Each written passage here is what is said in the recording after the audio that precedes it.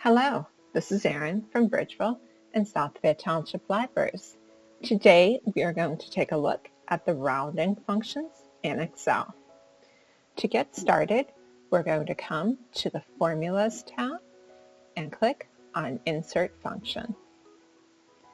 Now, I have three different options and I'm going to choose Round Up to start. From here, I need to select what number I want to round up.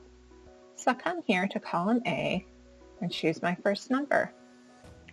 Now num digits is asking me to select how many decimal places I want to round my number by.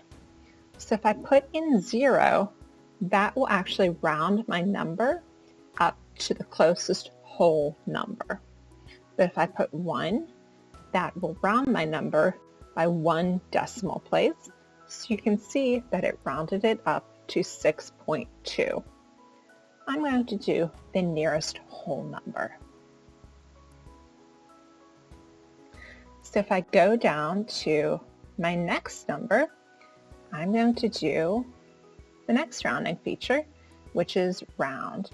And this is the number or function that we're probably most familiar with, where it rounds things up or down depending on whether they're above or below a 5. So if I do this, and this function inputs data in exactly the same way as the other function. So I'll select my number, and it's asking for decimal places once again. So if I do 0 or 2, and since I have a 0.9, it's really going to round it to a whole number, or in this case, an 8.99. If I were to do a 1, it rounds it to a 9.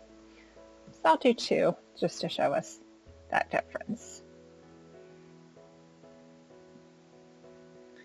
And here we will do a round down as our last function. So we'll select that one, and we will choose 11.553. Now traditionally when we would round, this is a number that would round up, but if we were to do 0, it would round down to 11. If we do 1, then we would round that to 11.5. We'll do a whole number, and it rounds down to 11. So those are just the 3 different rounding functions in Excel. And thank you for tuning in, and have a great day, everyone.